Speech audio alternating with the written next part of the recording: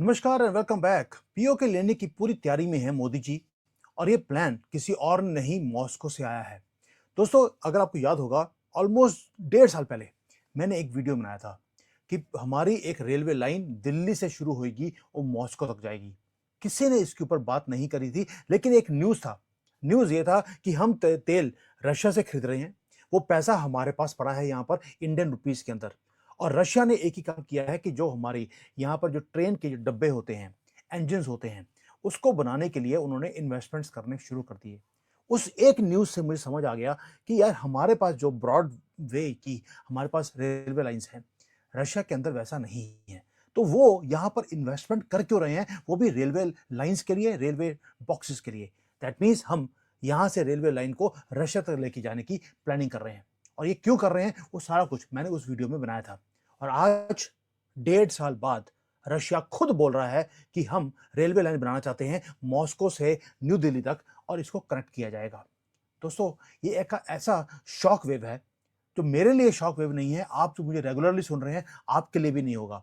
लेकिन Washington, Beijing और इस्लामाबाद, ये सारे दिमाग खराब हो रहा है कि ये मॉस्को ने बोल कैसे दिया। क्योंकि जो उनका प्रधानमंत्री है, डेप्यूटी प्रधानमंत्री मरात, रशिया का, उन्होंने ऑफिशियली अनाउंस किया है अभी कि मॉस्को एक्सप्लोर कर रहा है एक direct overland railway line to Bharat. ये प्रपोज क्या किया जा रहा है? वो बोल रहे हैं कि हम सेंट्रल एशिया से ईरान, अफगानिस्तान के होते हुए थ्रू पाकिस्तान हम भारत में आएंगे। ये ऑफिशियल स्टेटमेंट है, ये भी समझाऊंगा वो क्यों है। लेकिन अब इनकी जो स्टेटमेंट है वो डेड सीरियस भी है स्टेटमेंट कि रेलवे लाइन लिंक करेगा इसको भारत को रशिया के साथ। दोस्तों, ये इसलिए बोला जा रहा है कि स्ट्रेट ऑफ हॉर्मुज है या जो बॉस्फोरस एरिया है, जो कि बहुत ही ज्यादा वॉलेटाइल एरियाज हैं, उसको बाईपास करना है। और एक ऑल्टरनेट रूट के ऊपर बात करनी शुरू कर दी रशिया ने और भारत ने।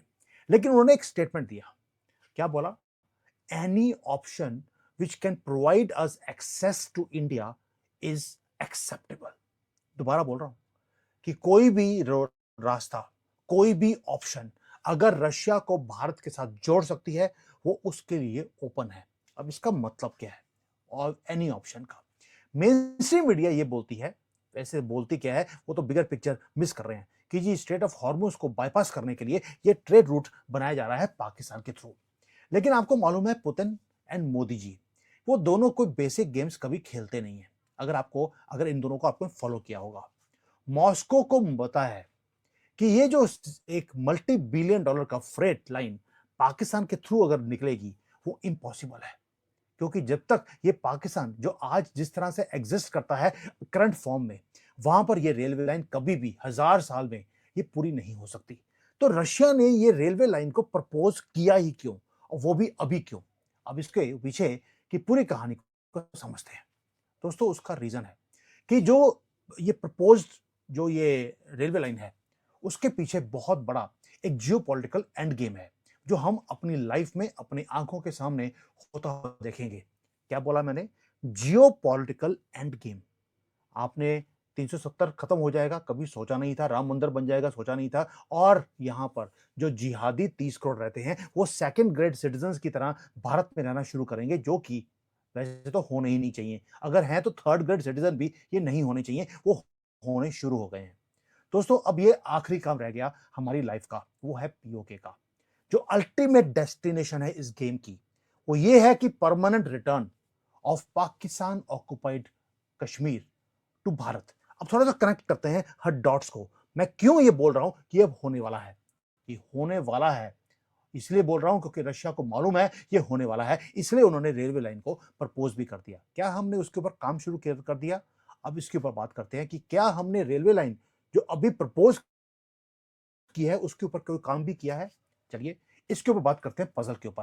पहला पीस ऑफ पजल वो है रशिया का साइलेंट मास्टर स्ट्रोक। आपको मालूम है कि रशिया ने ऑलरेडी जो अपना रेलवे लाइन का नेटवर्क है, उसे अफगानिस्तान के बॉर्डर तक ऑलरेडी पहुंचा दिया। और अफगानिस्तान की जो तालिबान की गवर्नमेंट है, उसे सबसे पहला जो डिप्लोमेटिक रिकॉग्निशन है, वो किसने दिया था? वो रशिया ने दिया था। अब आप देखिए, जो वेस्ट वेस्ट के जो सैंक्शंस हैं यूक्रेन वॉर के ऊपर, रशिया के ऊपर, हुआ क्या था? भारत स्टेप इन किया। भारत ने रशिया का लार्जेस्ट ट्रेडिंग पार्टनर बनना शुरू कर दिया। और आज हमारा जो ट्रेड है उनके साथ ऑलरेडी 56-57% जो हमारा तेल है वो रशिया से आता है। और हमारा ट्रेड इतना बढ़ता जा रहा है कि हम $100 बिलियन से ज्यादा के ट्रेड रशिया के साथ करने वाले हैं। दोस्तों, हम डिस्काउंटेड तेल तो ले रहे हैं, ये आप सबको मालूम है, लेकिन रिजल्ट ये है कि $50 बिलियन से ज्यादा जो पैसा है, पेट्रो रूपी, वो भारत के बैंकों में पड़ा है, वॉस्ट्रो बैंक अकाउंट्स के अंदर। अब रशिया उस पैसे को लेकर कहीं जा नहीं सकता, ना ही वो लेकर गया। मैंने इसके ऊपर भी डिटेल में वीडियो बनाया था कि रशिया ने 10 साल का प्लान दिया है कि ये रुपया मेरा भारत में 10 साल पड़ा रहेगा, हम इसको टच नहीं करेंगे और इसको भारत के अंदर ही हम यूज करने वाले हैं। किसके लिए? अब देखिए इकोनॉमिक समझ कितनी है पुतिन की। उन्होंने बोलना शुरू कर दिया, मैं मोदी नॉमिक्स से सीख रहा हूं और पुतिन नॉमिक्स मैं क्रिएट कर रहा हूं। रशिया की जो स्टेट गवर्नमेंट है, जो गवर्नमेंट के जो कंपनीज होती हैं, वो अब री इन्वेस्ट कर रही हैं इन पेट्रोल रुपीस को। कहां पर?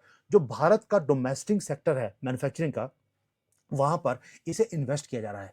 पहला फंडिंग किया है रेल कोच मैन्युफैक्चरिंग के अंदर, वो पैसे लगा रहे हैं। भारत में रेलवे लाइन, रेलवे कोचेस बनेंगे, यहां पर इंजन बनेंगे और रशिया इसको खरीदेगा। दूसरा सुकोई है, उसके जितने भी इंजन के प्लांट्स हैं वो सारे के सारे यहां पर सुकोई 30 का हर चीज यहां पे बनना शुरू हो गया। कहां पर? HAL नासिक में। और जो ये डिफेंस की टेक्नोलॉजीज हैं वो भारत के अंदर अब आहिस्ता आहिस्ता यहां पर मैन्युफैक्चरिंग शुरू हो गई। भारत क्या कर रहा है? भारत रशिया से तेल खरीद रहा है रुपए में, और रशिया उसी पैसे को, उसी रुपए को भारत की फैक्ट्रीज में इन्वेस्ट कर रहा है। और सबसे पहले इन्वेस्टमेंट थी रेलवे लाइंस की और रेलवे कोचेस की। अब भारत एक्सपोर्ट क्या कर रहा है? Finished trains, weapons and goods back to Russia.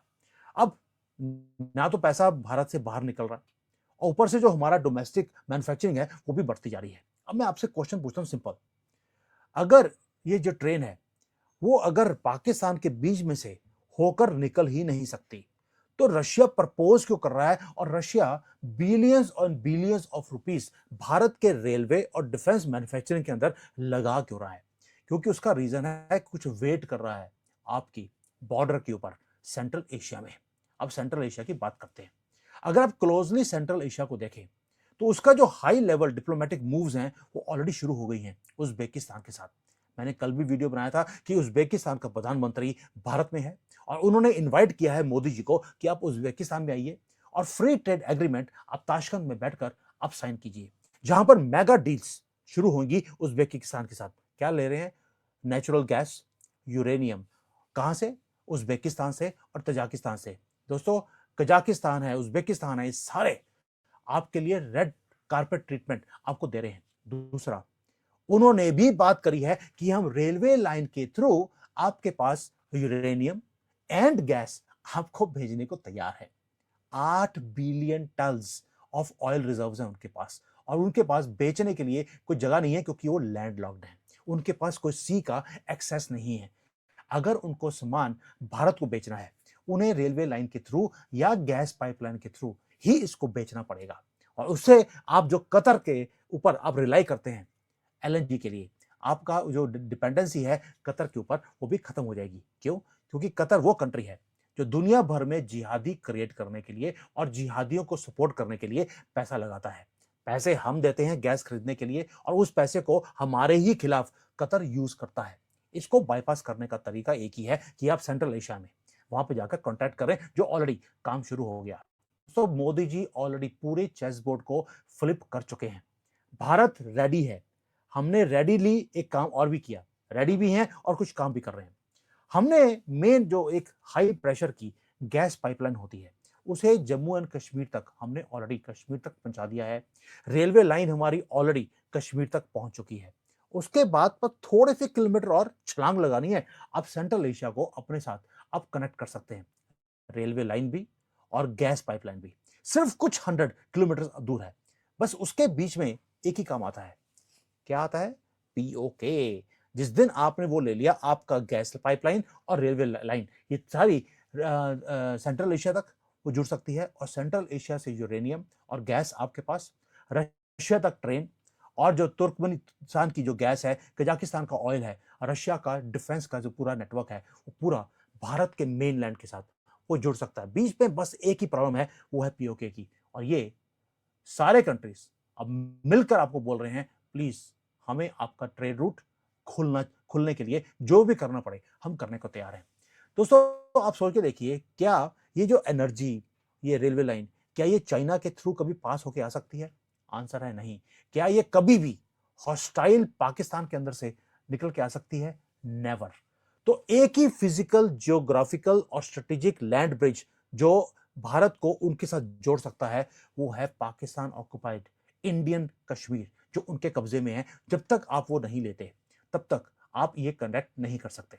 अब थोड़ा सा आप और देखिए, पीओके का एरिया वो है क्या? आपको लगता है सिर्फ माउंटेन्स हैं। दोस्तों 2000 साल पुरानी हमारी हिस्ट्री है वहां पर। हमारा सिविलाइजेशनल सिल्क रूट यहां से निकलता था सेंट्रल एशिया तक, यूरेशिया तक, और इसको वखान कॉरिडोर के थ्रू हम करते रहे। एम्पायर, जो एम्परर अशोका थे, मौर्यन एम्पायर के लीडर, वो कश्मीर को उन्होंने कनेक्ट किया था सेंट्रल एशिया में, जो खुतान और फरगाना का एरिया है। हम यहाँ पर कोई आज पहली बार नहीं आ रहे। इवन जो वर्ड्स हैं पजामा, रुमाल, शॉल, पुलाव, अचार, ये सारे के सारे एंशियंट जो कमर्शियल लिंक्स थे उसके कारण दोनों कंट्रीज के बीच में ये कॉमन हो गए। ये तो 47 में ब्रिटिशर्स ने आकर जो कश्मीर की प्रॉब्लम को खड़ा किया, ताकि हम जो बफर जोन है क्रिएट किया गया बीच में, ताकि भारत का एक्सेस रशिया तक और सेंट्रल एशिया तक वो हमेशा के लिए कट जाए। और मोहम्मद नेहरू ने वो काम जानबूझकर किया था कि जो पीओके उनके कब्जे में चला गया पाकिस्तान के, उसके बाद वॉर को रुकवा दिया ताकि कभी भी भारत का एक्सेस रशिया तक ना पहुंच सके। ये मोहम्मद नेहरू की जानबूझकर की हुई गलतियां नहीं, जानबूझकर स्ट्रेटजी थी। अब आज क्या हो रहा है? चाइना वखान कॉरिडोर पे बैठा है, वहां पे वो कोशिश कर रहा है कि कभी भी भारत यहां पे ना पहुंचे। सीपेक जो है, जो पाकिस्तान ऑक्युपाइड कश्मीर से लेकर वो ग्वादर तक गया है, उसका रीजन एक ही था, भारत को हमेशा के लिए डिस्कनेक्ट करना सेंट्रल एशिया से। दोस्तों लेकिन वो कहते हैं महादेव जिसके साथ हो उसका कुछ बिगाड़ नहीं सकते। सीपेक डेड है, पाकिस्तान बैंकरप्ट है, चाइनीज इंजीनियर्स हर रोज गालियां खा रहे हैं, जूते खा रहे हैं और जान से अपनी जान जो है उनकी जोखिम में है। बलोचिस्तान के जो फ्रीडम फाइटर्स हैं उन्होंने मिरेकुलसली भारत के लिए काम करना शुरू कर दिया, और बीजिंग की जो मल्टी बिलियन डॉलर की इन्वेस्टमेंट्स हैं वो वहां पर खाक में चली गई हैं, जैसे कि पाकिस्तान की जुबान होती है खाक वाली। दोस्तों अब आप देखिए वखान कॉरिडोर, अब ये एक आखिरी पीस है, उसके बताऊंगा कि हम क्या कर रहे हैं। वखान कॉरिडोर एक 350 किलोमीटर का एक स्ट्रिप है। वो अफगानिस्तान को टच करता है, अफगानिस्तान को टच करता है तजाकिस्तान, पाकिस्तान और चाइना के साथ। अब चाइना डेस्परेटली तालिबान के साथ बिल्कुल सोने के लिए तैयार है कि किसी तरीके से अब भारत के साथ अपने रिलेशंस को अब खराब कर दीजिए, क्योंकि बीजिंग टेरिफाइड है कि अगर भारत ने पीओके ले लिया तो हम वखान कॉरिडोर को भी हम जो है कंट्रोल करना शुरू कर देंगे, और हमारा जो गेटवे है वो शुरू हो जाएगा सेंट्रल एशिया तक, और जो सीपैक है वो हमेशा के लिए कट। अब आप सोच के देखिए अब हो क्या रहा है। क्या आपको लगता है कि पीओके के अंदर जो हो रहा है आज की डेट में, कि वहां पर लड़ाइयां हो रही हैं, वहां पे लोग सड़कों पे हैं, मैसिव सिविलियन वहां पर अपराइजिंग शुरू हो गई, क्या ऐसे ही हो गया या किसी ने करवाया है? अगर पाकिस्तान को यह लगता है कि भारत में वो गन डाल सकता है, क्या भारत पाकिस्तान में कुछ काम नहीं करवा सकता? मैसिव जो अपराइजिंग वहां पर पाकिस्तानी मिलिट्री के साथ है, लोग सड़कों के ऊपर हैं, गालियां वहां पे पड़ रही हैं, वहां पे इवन की गोलियां चल रही हैं। प्रोटेस्टर्स क्या बोल रहे हैं? पाकिस्तान के गंदे से जो हरे रंग का झंडा होता है, वही जिसमें भीख का कटोरा लगा साथ में लगा होता है उसमें झंडे के अंदर, उसको उन्होंने फाड़ना शुरू कर दिया और जलाना शुरू कर दिया। पहले ये होता था कि भारत में भारत का झंडा फटता था और यहाँ पे जलाया जाता था। आजकल पाकिस्तान में ये काम होना शुरू हो गया, और मोदी जी ने बोला भी था, मुझे उसी भाषा में जवाब देना आता है। आप सोच के देखिए, कनेक्ट कीजिए चीजों को, कि आज पीओके के लोग वो रिजेक्ट करते हैं इस्लामाबाद की गवर्नमेंट को, वहां की मिलिट्री को, और वो अपनी डायरेक्ट इंटीग्रेशन भारत के साथ चाहते हैं। ऐसे ही हो रहा है। चलिए कोई बात नहीं, एट द सेम टाइम एक काम और भी हो रहा है। पाकिस्तान की जो मिलिट्री है वो 3 फ्रंट का इंटरनल वॉर वो लड़ रही है। नॉर्थ में अफगानिस्तान के जो तालिबान है, टीटीपी है, वो पाकिस्तान की आर्मी के, उनका टारगेट है रोज का 50 या 100 सुअर रोज के मारने हैं। डुरंड लाइन को उन्होंने उखाड़ के फेंक दिया, जितने भी पाकिस्तान की चौकियां थी वो ऑलरेडी अपने कब्जे में कर ली। साउथ में जो बलोचिस्तान के फ्रीडम फाइटर्स हैं, उन्होंने पूरा का पूरा क्रिटिकल जो ट्रेड नेटवर्क है, इंफ्रास्ट्रक्चर है, उसे उन्होंने तोड़ के रख दिया पाकिस्तान का। और इस्लामाबाद खुद बैंकरप्ट है। आईएमएफ से 27 बार वो ऑलरेडी भीख मांग चुका है और अपनी कंट्री को चलाने के लिए उनके पास पैसे नहीं है। और मोस्ट क्रिटिकल पार्ट वो क्या है?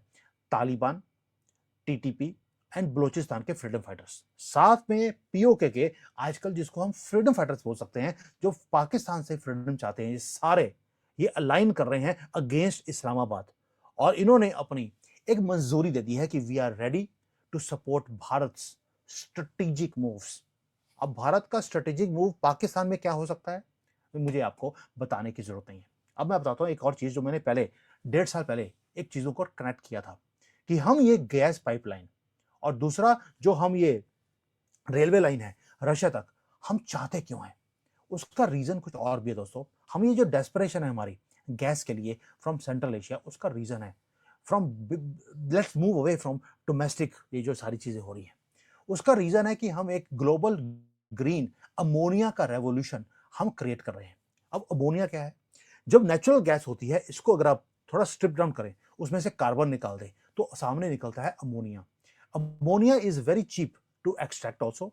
हाइड्रोजन को अगर आप बनाते हैं उसके लिए बहुत ज्यादा एनर्जी की जरूरत है, लेकिन ग्रीन अमोनिया के लिए आपको हाई एनर्जी की आपको जरूरत नहीं है, बस ट्रांसपोर्टेशन भी बड़ी इजी है। साथ में हमने दो काम और करे। जो जीरो एमिशन का फ्यूल है अमोनिया, इसको यूज करना शुरू कर दिया हमने अपनी शिपिंग लाइंस के अंदर। जो शिप्स हैं वो अमोनिया के ऊपर चलेंगी, और इसके लिए हमने पीएलआई का स्कीम ऑलरेडी ग्रीन अमोनिया के लिए हमने ऑलरेडी अनाउंस किया हुआ है। अब हो क्या रहा है? पूरे दुनिया का हाइड्रोजन एंड अमोनिया का जो ये एनर्जी सेक्टर है, इसका हम बॉस बनना चाहते हैं पूरे दुनिया के अंदर। उसके लिए गैस बड़ी इंपॉर्टेंट है। साथ में हमने गिफ्ट सिटी के अंदर, जो गुजरात के अंदर है, वहां पर एक ग्लोबल हब बना दिया मैरीटाइम शिपिंग का। लीजिंग एंड इंश्योरेंस हम भारत से करेंगे। अब होगा क्या? हम लंदन में जो सारा का सारा ये सेंचुरीज ओल्ड मैरीटाइम फाइनेंस का जो मोनोपोली है, उसे हम तोड़ रहे हैं। एक तो हमने ये काम कर दिया कि शिपिंग को कंट्रोल करना है तो इंश्योरेंस और लीजिंग आपको कंट्रोल करनी पड़ेगी। उसका जो फ्यूल है हमने ऑल्टरनेट अमोनिया का ऑलरेडी देना शुरू कर दिया, और अमोनिया निकलता है गैस में से। इसलिए हम डेस्परेट हैं कि मिडल ईस्ट से, कतर के ऊपर आप डिपेंड नहीं कर सकते, आपको मिडल ईस्ट से गैस लेकर आनी पड़ेगी। और इसलिए आपने गैस की पाइपलाइन ऑलरेडी कश्मीर तक पहुंचा दी है। दोस्तों 8 मेजर जो ग्लोबल शिपिंग जो ये जिसको हम बोलते हैं कि बॉसेस हैं, वो ऑलरेडी उन्होंने अपने ऑफिसेस गिफ्ट सिटी में ऑलरेडी खोल दिए, और वहां से अब ये ग्रीन एनर्जी और ग्रीन अमोनिया का काम ऑलरेडी काम शुरू हो गया है। इंश्योरेंस भारत की फर्म्स करेंगी, लीजिंग गिफ्ट सिटी से होगा, और तेल हम देंगे। और पूरा का पूरा ग्लोबल सप्लाई चेन आपने अपनी मुट्ठी में कर लिया, जो आज लंदन के हाथ में है। ये सारी चीजें ऑलरेडी गूगल के ऊपर हैं। मैं अपनी जो वीडियो है पुरानी, उसका लिंक डिस्क्रिप्शन में डाल दूंगा, आप जाके देखना। जो 1.5 साल पहले बोला था वो आज वो होना शुरू हो गया। अब थोड़ा सा डॉट्स को आप कनेक्ट कीजिए। बिगर पिक्चर वो क्या है? रशिया ने अपनी जो रेलवे लाइंस है उसे अफगान बॉर्डर तक ऑलरेडी एक्सटेंड कर दिया। उसके बाद उन्होंने अपने जो $50 बिलियन का पेट्रोल रुपीज है, उसे भारत के अंदर जो हमारा रेलवे का जो मैन्युफैक्चरिंग हब है उसके अंदर इन्वेस्ट करना शुरू कर दिया। भारत ने अपनी high pressure gas pipeline already Kashmir तक और रेलवे लाइन ऑलरेडी कश्मीर तक हमने पहुंचा दी है। सेंट्रल एशिया वो हमारे साथ ऑलरेडी मेगा एग्रीमेंट्स गैस के लिए, ऑयल के लिए और यूरेनियम के साथ के लिए वो ऑलरेडी हमारे साथ साइन कर चुके हैं। एंड दे आर सेइंग कि हम बाय रेलवे लाइन इसे भारत तक पहुंचाएंगे।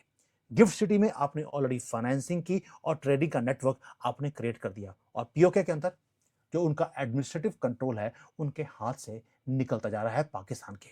और वहां के लोग बोल रहे हैं हम भारत के साथ मिलने को तैयार हैं। दोस्तों ये जो सारा का सारा जो स्ट्रिंग ऑफ रैंडम कोइंसिडेंसेस वो नहीं हो सकते। ऊपर से मोदी जी सेंट्रल एशिया में जाकर उनका कनेक्शन भारत के साथ करवाने की कोशिश कर रहे हैं। जो और ओल्ड सिल्क रूट था, जो अशोका अंपायर के टाइम पर हम यहां से लेकर सेंट्रल एशिया तक हमारा कनेक्शन था, उसे दोबारा से क्रिएट किया जा रहा है।